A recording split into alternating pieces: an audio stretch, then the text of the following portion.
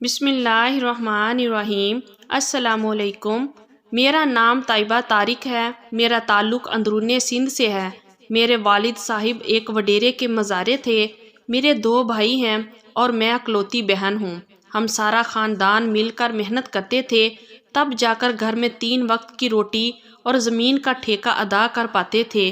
میں اور میری ماں وڈیرے کی کوٹھی پر بھی کام کرنے کے لیے جاتی رہتی تھی۔ آغاز جوانی میں ہی وڈیرے کے بیٹے طلعت نے مجھے محبت کے نام پر ورگلانا شروع کر دیا۔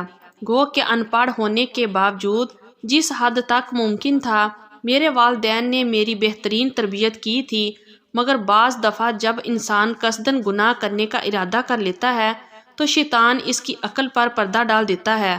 میرے ساتھ بھی کچھ ایسا ہی ہوا۔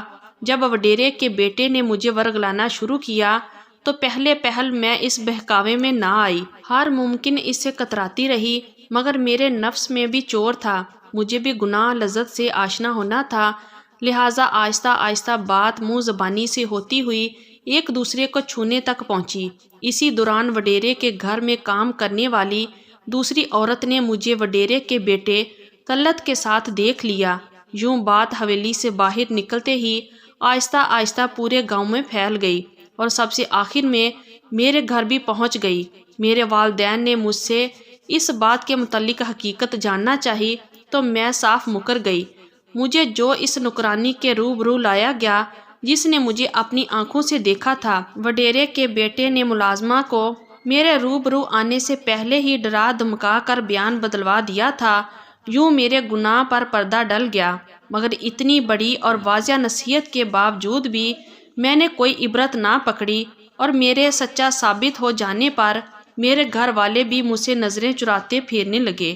اب میں کھل کر ماں کے ساتھ حویلی جانے لگی اور بات فقط ایک دوسرے کو چھونے سے آگے بڑھنے لگی۔ اسی دوران ایک بار میں اور وڈیرے کا بیٹا بوسو کنار ہو رہے تھے کہ اچانک میری ماں کمرے میں آ گئی۔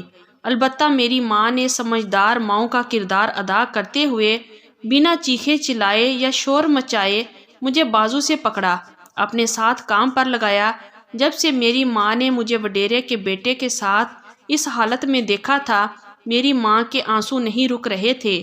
میری ماں نے بہتے آنسوؤں کے ساتھ کام ختم کیا اور مجھے لے کر گھر آ گئی۔ میری زندگی میں پہلا وہ دن تھا جب میری ماں نے مجھے اتنا مارا جتنا وہ مار سکتی تھی۔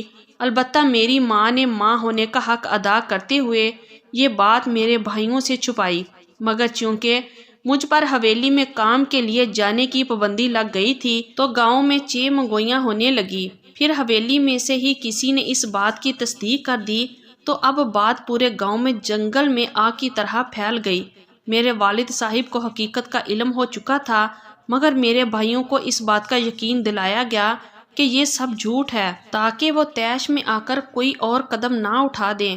میرے لیے کوئی مناسب بر تلاش کیا جانے لگا، مگر میرے کردار پر لگے داغ کی وجہ سے کوئی بھی مجھے قبول کرنے کو تیار نہیں تھا۔ میری ماں نے منت سماجت کر کے اپنی بہن یعنی میری خالہ کو راضی کر لیا کہ خالہ اپنے بیٹے کے لیے میرا ہاتھ مانگے۔ گو کہ میری خالہ آنکھوں سے محروم تھی، مگر پھر بھی اپنی بہن پر چھائے دکھوں کے بادل کو سمجھ سکتی تھی، لہٰذا میری خالہ نے مجھے اپنے بیٹے کے لیے مانگ لیا۔ میں شادی کر کے رخصت ہو کر خالہ کے گھر چلی گئی۔ میرا خالہ زاد الطاف کراچی میں کسی کوٹھی پر سیکورٹی گارڈ تھا۔ وہ مہینے میں 1 آدھا بار ہی گھر آتا تھا۔ گھر میں سارا دن میں اور خالہ ہی رہتے تھے۔ شادی کے 1.5 سال بعد میں نے ایک بیٹی کو جنم دیا اور بیٹی کو جنم دینے کے بعد میں دوبارہ کبھی ماں نہ بن سکی۔ الطاف کی اور میری شادی کو 7 سال گزر چکے تھے۔ میری بیٹی تقریباً 5.5 سال کی تھی۔ میری ساس کی مکمل بنائی جا چکی تھی۔ میرا شوہر کراچی میں ہی جاب کرتا تھا۔ اسی دوران میرا اور اس وڈیرے کے بیٹے کا رابطہ بحال ہو گیا۔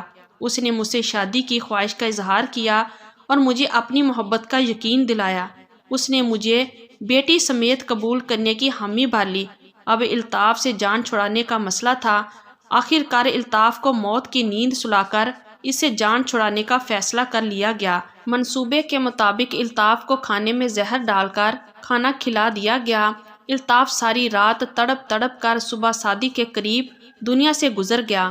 میں نے الطاف کی لاش کو سیدھا کیا اور نماز کے بعد رونا دھونا شروع کر دیا، چونکہ الطاف کے پیچھے اس کی بوڑھی نبینہ ماں کے علاوہ اور کوئی رشتہ نہ تھا، لہٰذا کسی کو بھی مجھ پر شک نہ ہوا، نہ ہی کسی نے موت کی وجہ جاننے میں دلچسپی لی۔ الطاف کو دفنا دیا گیا اور میں الطاف کی ماں کے ہمراہ اپنے گھر آ بیٹھی۔ ابھی عدت بھی پوری نہیں ہوئی تھی کہ میں وڈیرے کے بیٹے کے ساتھ اپنی بیٹی کو لے کر گھر سے فرار ہو گئی۔ طلعت نے مجھ سے نکاح کر لیا، سب کچھ بالکل ٹھیک چلتا رہا، یہاں تک مجھے اپنی غلطی گناہ کا کبھی احساس بھی نہ ہوا۔ پھر ایک دن میری بیٹی جو اب 14 سال کی ہو چکی تھی، اس نے بتایا کہ امی ابو میرے ساتھ نازیبا حرکات کرتے ہیں۔ بیٹی کی بات سن کر میں نے اپنے شوہر سے بات کی تو وہ صاف مکر گیا، بلکہ الٹا کپڑے دھونے والے ڈنڈے سے میری بیٹی کو پیٹ ڈالا۔ اس دن کے بعد بیٹی وقتاً فوقتاً مجھے شکایت کرتی۔ میں نے لاکھ اپنے شوہر پر نظر رکھی مگر اسے کبھی رنگے ہاتھوں نہ پکڑ سکی۔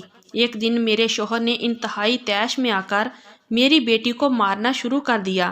میرے پوچھنے پر بتایا کہ اس کا کسی لڑکے کے ساتھ ناجائز تعلق ہے۔ میں نے بھی اپنے شوہر کے ساتھ مل کر بیٹی کو پیٹنا شروع کر دیا۔ میرے شوہر نے کہا کہ یہ اپنا گناہ چھپانے کے لیے مجھ پر الزام لگاتی تھی، جبکہ میری بیٹی قسمیں کھاتی رہی کہ ماں ابو نے مجھ پر اپنی ہوس مٹانی چاہی، میں نے انکار کر دیا تو اس بات کی سزا دے رہا ہے۔ میں نے بیٹی کی بات کا قطعاً یقین نہ کیا کیونکہ میرا ماضی میرے سامنے تھا، دوسرا میری آنکھوں پر میرے شوہر کی محبت کی پٹی بندھی تھی، لہٰذا میں نے بنا ترس کیے بیٹی کو اتنا پیٹا کہ وہ بے ہوش ہو گئی۔ اس دن کے بعد میری بیٹی نے بھی مجھے اپنے سوتیلے باپ کے متعلق شکایت نہیں کی۔ پھر اس واقعہ کے 7 ماہ بعد اچانک میری بیٹی نے خودکشی کر لی۔ ہم نے چھپ چھاپ دفنانا چاہا مگر پولیس نے لاش تحویل میں لے کر پوسٹ مارٹم کروایا تو پتہ چلا کہ میری بیٹی امید سے تھی۔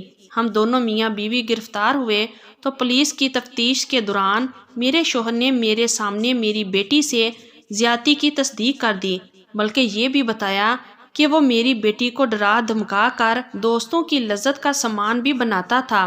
اس انکشاف کے بعد میرے تو حواس بحال نہ رہے، میں بے ہوش ہو کر گر پڑی۔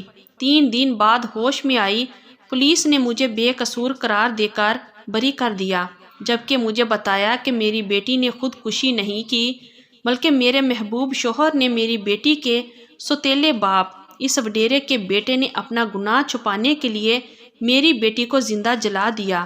میرا شوہر آج جیل میں اپنی سزا بھگت رہا ہے، میرے والدین اور خالہ گزر چکے ہیں، میرے بھائی گاؤں چھوڑ گئے ہیں، جبکہ میں بیٹی کے غم اور گناہوں پر پچھتاتے ہوئے رو رو کر نابینا ہو چکی۔ میں نے پولیس کے سامنے الطاف کے قتل کا اقرار کیا ہے مگر انہوں نے بجائے مجھے گرفتار کرنے کے کہا ہے کہ تیرے لیے جو سزا اللہ نے چن لی وہی کافی ہے۔